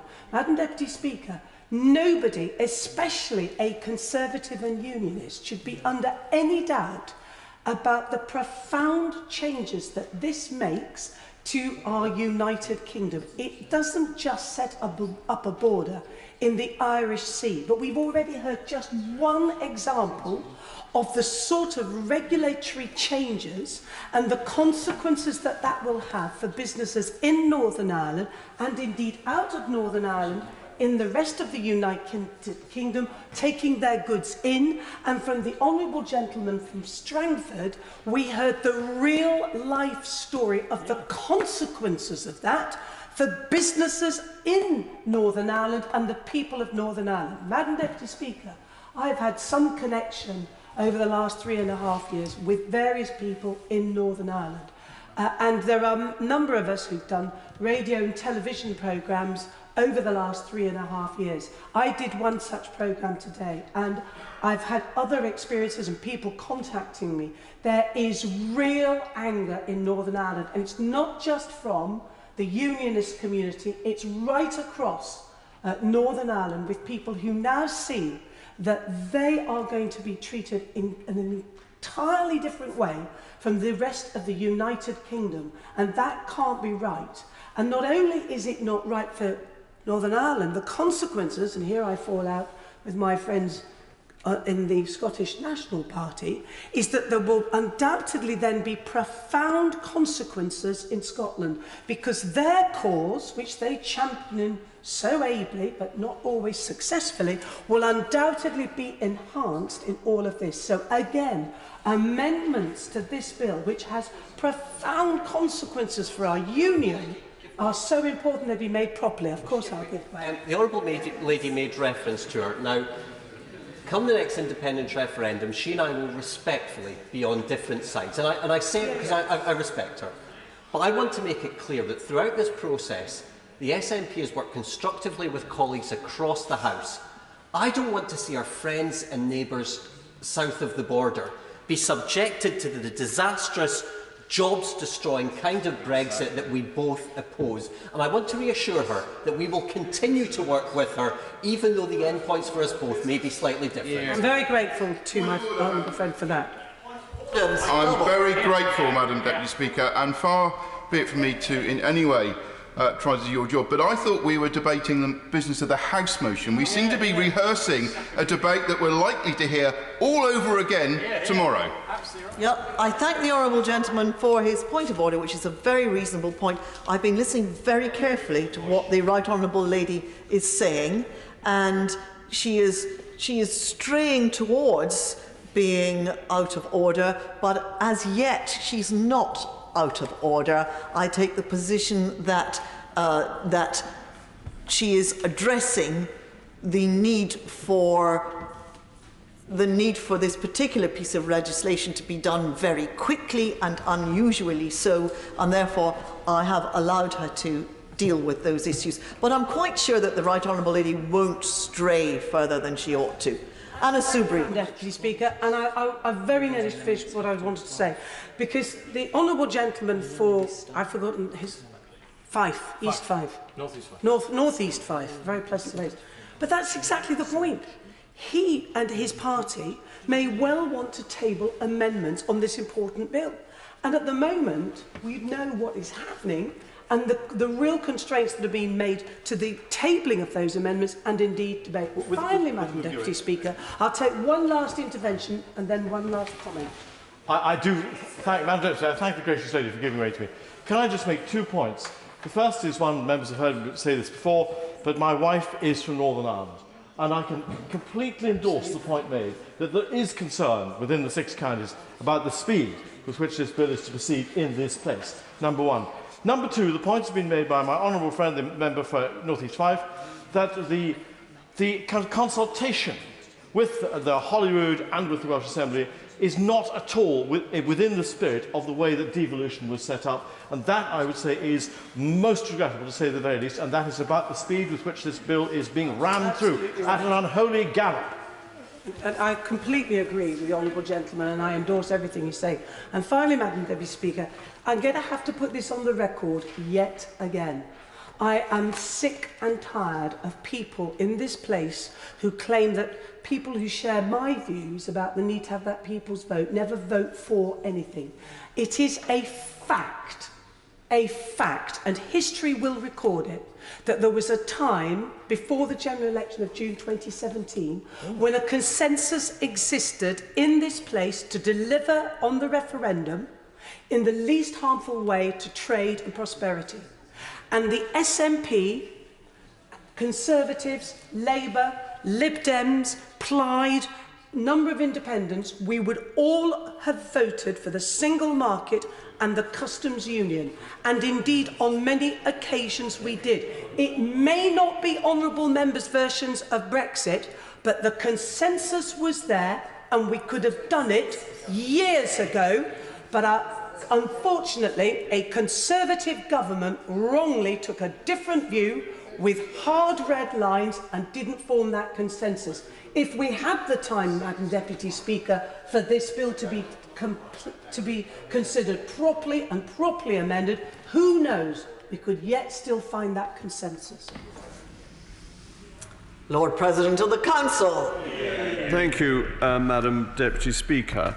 I'm very conscious of what you've said about sticking to the terms of the debate and the motion that is in my name today, but I'd like to thank the honourable gentleman, the member for Nottingham East, for his characteristically civilised approach to this debate, who always ensures that the temper of the House is kept at a relatively cool level. So I'm grateful for that and the important points that he makes.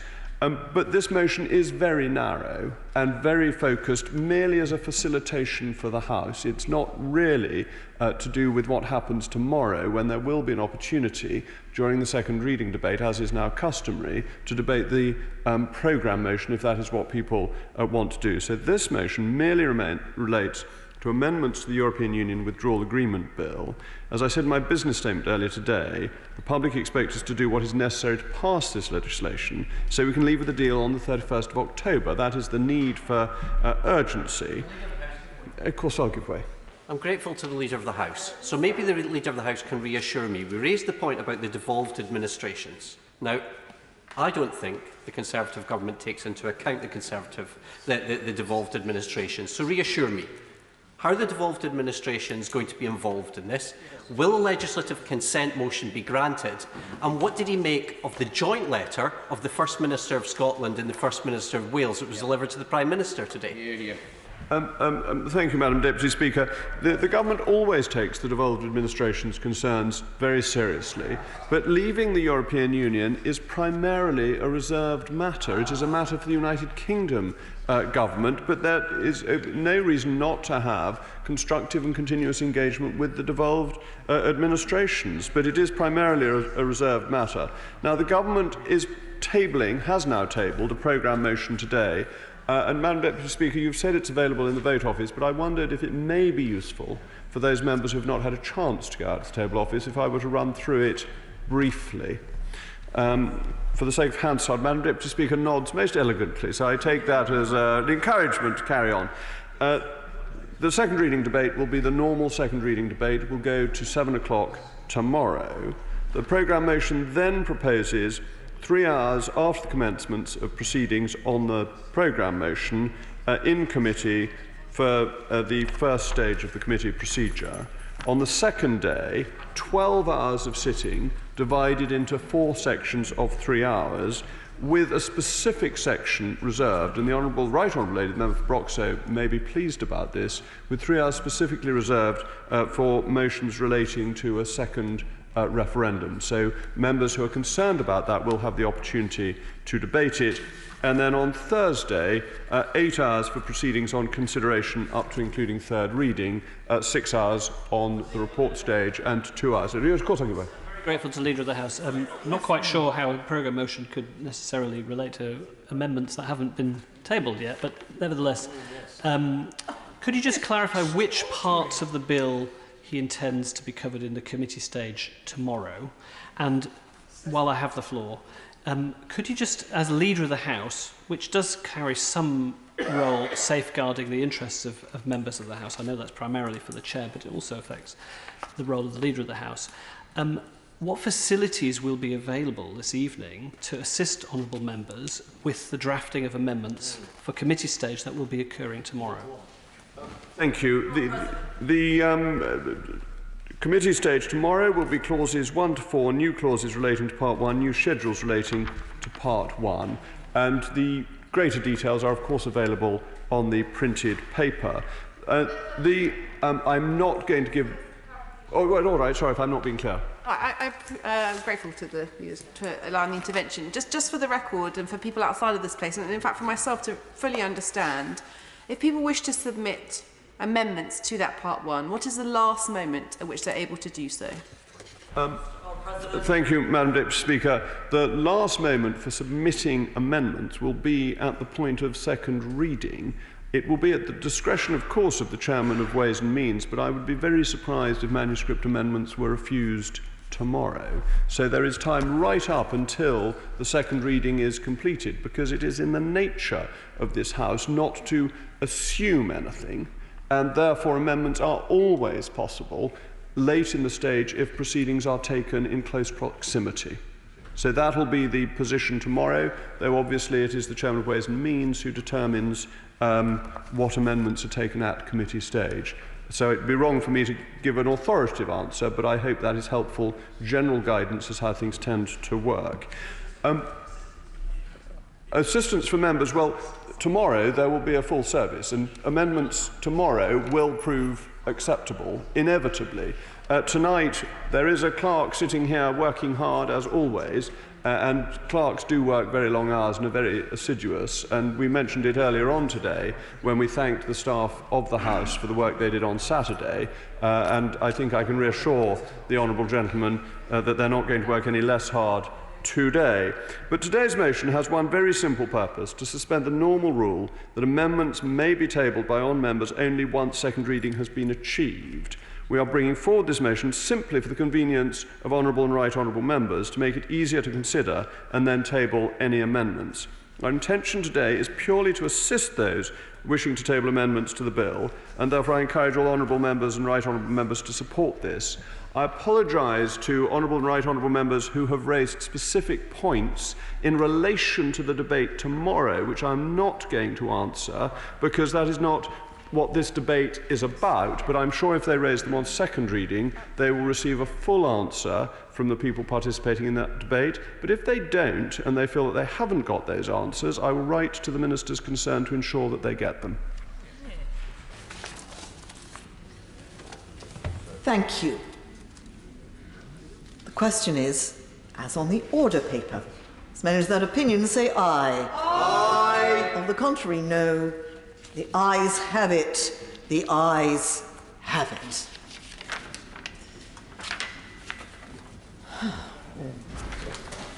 After that excitement, we now come to motion number 3 on exiting the European Union auditors. Minister to move. Not moved. Not moved. And motion number 4, exiting the European Union representation of the people. Minister to move. Not moved. Not moved. Motion number 5 on broadcasting. Minister to move. Not moved. Not moved. Motion number 6 on exiting the European Union consumer protection. Minister to move. Not moved. Motion number 7 on exiting the European Union agriculture. Minister to move. Not moved. Not moved. Motion number 8 on road traffic, and motion number 9 on road traffic. Minister to move. Not moved. Not moved. Motion number 10 on exiting the European Union financial services. Minister to move. Not moved. Not moved. Motion number 11 on legal aid and advice. Minister to move. Not moved. Not moved. And we come to motion number 12 on European Scrutiny Committee. Minister to move. I beg to move. The question is, as on the order paper, as many as that opinion say aye. Aye. On the contrary, no. The ayes have it. The ayes have it. And motion number 13 on Scottish Affairs Committee, the chairman of the committee to move. I beg to move. Question is, as on the order paper, as many as that opinion say aye. Aye. Of the contrary, no. The ayes have it. The ayes have it. I beg to move that this House do now adjourn. The question is that this House do now adjourn. Mr. Steve Double. Thank you very much, Madam Deputy Speaker. And it is a joy for me to be able to bring this debate before the House this evening. I want to raise a very important issue to residents of St Austell regarding the future of further education provision in the town. St Austell is the town where I was born and grew up and have lived and worked my whole life, raised my own family there, and indeed was educated there. And it is a town of contrasts. It is a town with much potential. It has an illustrious history of being a bit of a boom town, particularly as the heart of the Cornish China clay industry at its peak, when it really was the beating powerhouse of industry in mid-Cornwall. And it was an international exporter. It exported Cornish wares and indeed Cornish men and women around the world. And although nowadays the China clay, although still very important, doesn't perhaps have the impact it used to have, we are now still famous for the international attraction of the Eden Project, and also as a bit of a film set. For those who have watched Poldark, whenever you see the port scenes in Poldark, that is Charlestown, which is the port nearest to St Austell. We're quite used to seeing Ross, Poldark around our area. And as well as exporting Cornish goods, St Austell and its hinterland now imports hundreds of thousands of tourists every year. People who come to see our stunning bay and our beaches and our picturesque ports, and also to sample some of the amazing food and drink that we now produce. And we have lots to be proud of, and I'm sure that there is a bright future for St Austell and for Cornwall as a whole, thanks to the historic levels of investment that the government is putting in. But along with the positives, there also are a number of challenges. There are several wards in St Austell that are among the most deprived in the UK. And St Austell is a populous town for Cornwall. It's actually the biggest population of any town in Cornwall. And one thing that it has had throughout its history is a rich education provision. It has two very good secondary schools, and I think I may be right in saying it's the only state comprehensive school that currently has two former pupils as sitting members of this House. Poltaire School in St Austell, where I was educated, and also my honourable friend, the member for Wickham, was educated at the same school, and we're very proud that we were educated there. And previously it had two colleges. It had a sixth form college that served both of the secondary schools, and also the Mid-Cornwall College of Further Education, where I studied a diploma in business studies way back in the 1980s. And throughout that time, it has had a further education provision that was easily accessible and on the doorstep for those who lived there and wanted to further their education in either of those colleges. And there are many people like me who remember those days very fondly. However, in more recent years, the two colleges, the Sixth Form College and the FE College, merged into one college under the oversight of Cornwall College, having its campus there in St Austell, fittingly in the building that was formerly the headquarters of English China Clays. It was one campus of many campuses that, or is one campus of many campuses that Cornwall College has across Cornwall.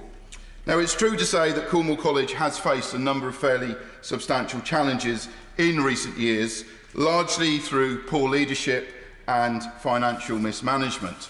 And in its post-16 area review report from 2017, it was highlighted that it was not financially viable or resilient and had weak solvency, but that it should remain a standalone college. And I'm very grateful that the government, as a result of that review, invested £13 million of government funding into the college to restructure its finances and put it on a more secure footing. And in return for receiving that funding, Cornwall College has committed to significantly changing its operating model, a process known as Fresh Start. A modern and secure IT system infrastructure will also be implemented, and there will be investment in exceptional training and learning experiences for students and also for businesses. But, Mr Deputy Speaker, I'm afraid that some of the challenges that Cornwall College has had are still persisting. And some of those challenges have come from a new college that has opened, Callywith College, that was opened in Bodmin just a few years ago. This college is run by the Truro and Penwith College Group, and it has led to Cornwall College in St Austell hemorrhaging A-level students to the Bodmin campus. We were told that the reason for Callywyth opening was that it would expand choice of provision across Cornwall. Now, at the time, I had grave reservations about the impact that this new college would have on the Cornwall College campus in St Austell, and sadly, my concerns have proved to be very well founded. I will happily give way to the gentleman. I thank you for giving way, and I spoke to him beforehand in relation to this. Does the honourable member recall the 2012 report of the Commissioner for Rural Communities, which showed that there does exist a rural dimension to barriers for training, for careers advice and for youth services? As a representative of a market town constituency like my own, does the honourable member agree with me that it is essential that these barriers are broken down? I'm very grateful to the honourable member from Strangford for intervening. I would have been very disappointed if he hadn't intervened on me in the adjournment debate this evening. And he makes a very good point. I must admit I'm not familiar with the report he refers to, but the principle that he is making, that in many of our more rural market towns there are a number of barriers to young people getting the training opportunities, the education opportunities, the further education opportunities that they need in order to fulfil their potential. And that's precisely the point I'm making tonight, is seeking to ensure we protect those opportunities that we currently have, and indeed, hopefully, in the future, improve them in the town of St Austell. As I was saying, that the opening of the new college campus in Callywyth has had a detrimental impact on Cornwall College in St Austell. And I would say that you don't improve choice for students if the opening of a new college results in one in their own town stopping the provision of A-level courses, which is precisely what happened earlier this year.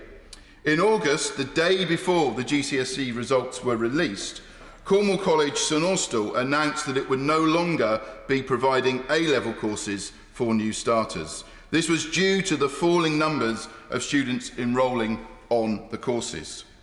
Apart from the way in which the communication of this decision was handled, being given at a time when students were going to be anxious enough about getting their GCSE results without having this issue dropped on their lap, this decision has left in doubt the future long-term provision of A-level courses in St Austell. I do not believe it can be acceptable that a town with the largest population in Cornwall does not have A-level provision locally. At a time when we are encouraging our young people to stay in further education until they're 18, this decision is unhelpful in helping to achieve that end. More so, there are many of the most deprived wards that I referred to earlier, which are within easy walking distance of the St Austell campus. And these students and their families will now face the challenge of having to pay, in some cases, hundreds of pounds a term for transport to get to either Bodmin or Truro. Additionally, many potential students may be put off doing A-levels when they're faced with a commute of perhaps an hour at the beginning and the end of each day. I believe the loss of these A-level courses will be detrimental to social mobility for the young people of St Austell. I joined with colleagues across the House to welcome the additional £14 billion that was recently announced that the government is going to put into the education system. And many schools across Cornwall will benefit from that additional funding, and it will go some way to closing the funding gap that has historically existed for schools in Cornwall. But I particularly noted the £400 million that was announced to enhance and protect further education provision. It is clear that current and future young people in St Austell need to have A-level provision locally in order for them to fulfil their potential. I believe it's crucial for social mobility and for our young people to be able to have the opportunity to achieve their aspirations that they have access to these A-level courses. The provision of further education across Cornwall needs to be reviewed and looked at strategically. Part of that review needs to be a determination to maintain as wide a provision as possible in the town of St Austell. At this time, Truro and Penwith College are seeking to expand their provision in Bodmin further and seeking to change the status of the college from a free school to enable this expansion to take place. This would mean over £30 million of DFE free school investment being handed over to the further education sector. Could I ask the Minister to please look very carefully at these proposals before agreeing to anything and consider the wider impact of any further expansion of the Callywyth College in Bodmin will have on the provision of further education by Cornwall College? Surely, having invested tens of millions of pounds into both Cornwall College and Tyrone Penwith College, we need to consider carefully the best way forward to ensure the taxpayer gets value for money from the money that has been invested. Cornwall College now has a new principal, Mr. John Evans, and I have spoken to him at length. He took up the post at the start of last month, and I believe he needs to be given the opportunity to improve the performance of Cornwall College without the threat of the aggressive expansion of another college just 12 miles up the road. So can I ask the Minister if she shares my concerns, and does she believe that for the sake of social mobility and the future aspirations of the young people of St Austell, that we must maintain as broad a further education provision as possible in the town? And will she ensure that before any decisions are made that will change the status of Callywyth College, that will allow it to expand, that the wider impact of further education in mid Cornwall must be carefully considered? Thank you, Deputy Speaker. May I begin by congratulating the Honourable Member for St Austell and Newquay on securing today's debate. My honourable friend is an excellent champion for his constituency and never misses an opportunity to stand up for his constituents. Let me begin by emphasising and reassuring the House that further education provision is at the heart of this government's plans. We have heard much today about how Cornwall College have removed A-level provision from the St Austell campus, how learners have been affected and how learners in the area need access to good quality provision post-16. And we do take this matter very seriously. The government does have a duty to protect the interests of the students, which we always prioritise. However, it must be noted that decisions about the provision a college delivers are for the college to make. So, unfortunately, I believe I may disappoint my honourable friend a little today, but I will try and be as honest and frank with him as I possibly can to help his constituents, because I do appreciate and know that this decision will have been concerning to those students who had already applied to the college. And we cannot escape the clear fact, though, that the numbers of A-level provision had been diminishing over time at the campus, in fact to around 100 over the 2 years of study. And when we compare this to the figure of 200, which is generally considered the minimum number of learners needed to ensure financial viability and quality within a school's sixth form, the difference is quite stark. And Mr Deputy Speaker, quality must always be prioritised, as learners must continue to come first. It's also worth noting that the college had been offering around 13 A-levels, and with most providers offering in excess of 20 and the best providers offering up to 40, this does mean that the choice being offered was somewhat limited, and I'm sure that my honourable friend wants his young constituents to have the choice that they deserve in order to broaden their opportunities. In addition, work at Cornwall College had shown that their A-level provision was making a loss, and a further education commissioner, Stocktake, questioned the quality of the learner experience with such low numbers. When the college took the decision to stop its A-level provision, it worked with other providers in the area to ensure all applicants did have a suitable destination to study. To be clear, no current student will suffer because the college will remain committed to completing those learning already so that they can complete their second year of A-levels. With the closure of A-levels at St Austell, potential learners will be faced with two options. One, alternative courses at St Austell, or two, A-levels at an alternative college or school. And I appreciate that this will be disappointing to the honourable member, who has been passionate throughout this debate for St Austell and the need to have its own A-level provision. But having looked into the local provision, I can see that there is a wealth of post-16 provision in the area, one being Callyworth. Although the college has not yet been inspected, it has been open since 2017 and is being supported by Truro and Penwith, which have a long track record of both being outstanding. Callyworth is now in scope for inspection, and results to date do suggest strong outcomes compared to national benchmarks, which is extremely encouraging. Callyworth College is a 16 to 19 free school and 15.6 miles away, and offers 29 A-levels, substantially more than the current provision. It's 25 minutes drive, and they have arranged a bus service from St Austell and surrounding areas for the college, so that it will take about 35 minutes.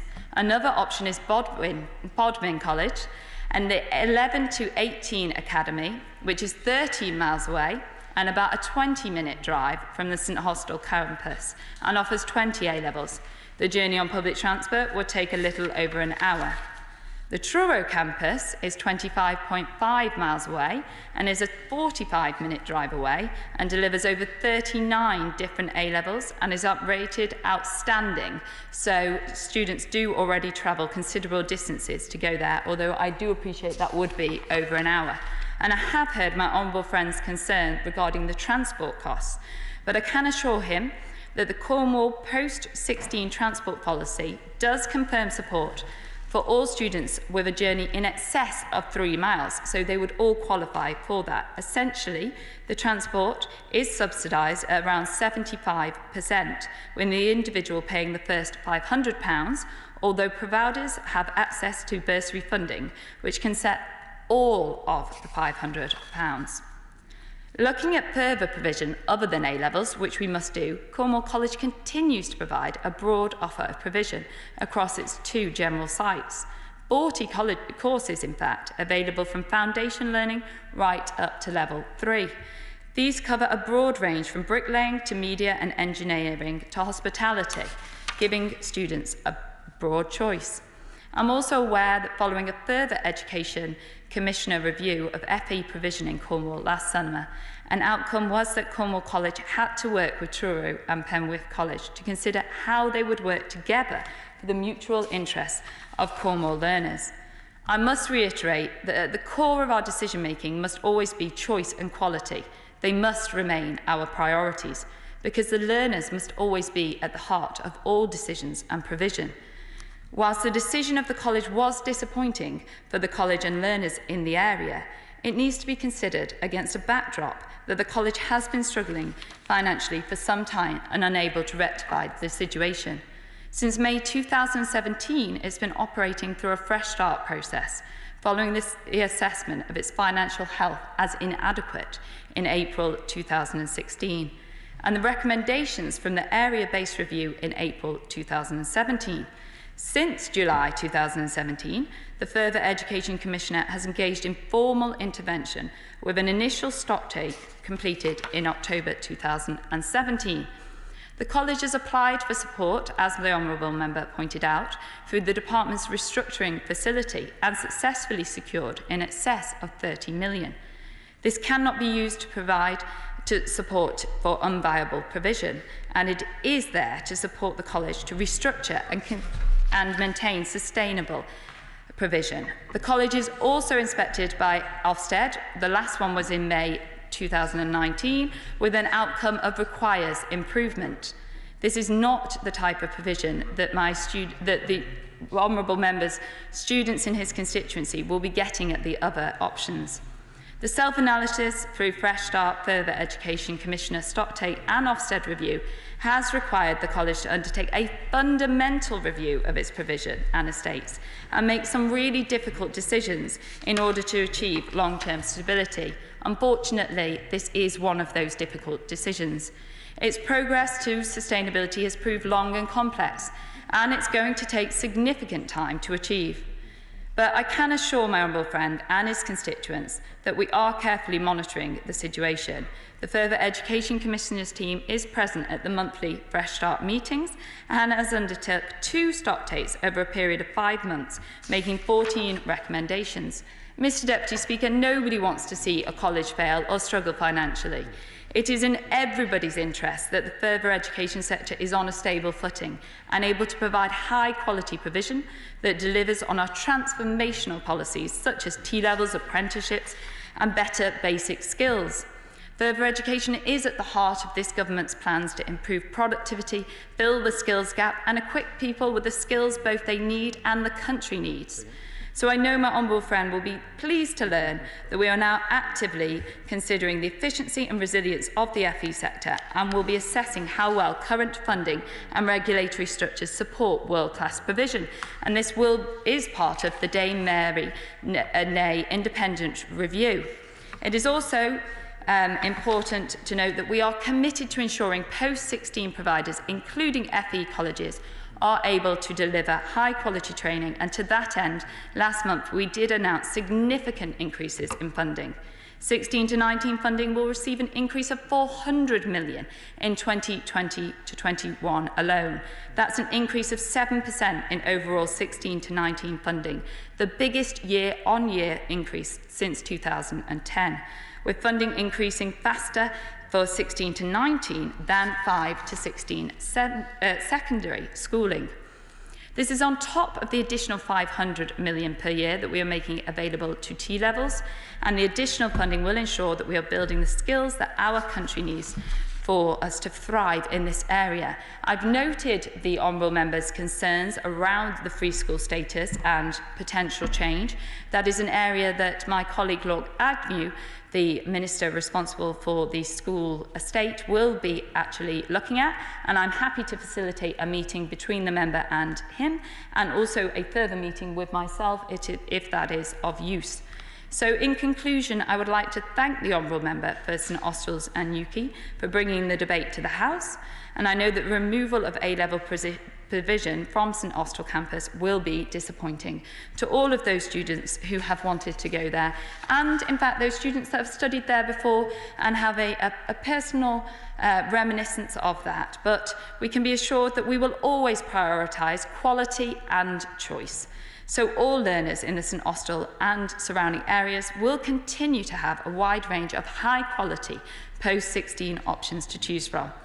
These, taken together with our skills and technical education policies, will ensure that people of all ages in St Austell will have the opportunities to get the education, training and skills that they need, but also that they deserve. The question is, this House do now adjourn. As many of that opinion say aye. Aye. The ayes have it, order. Order.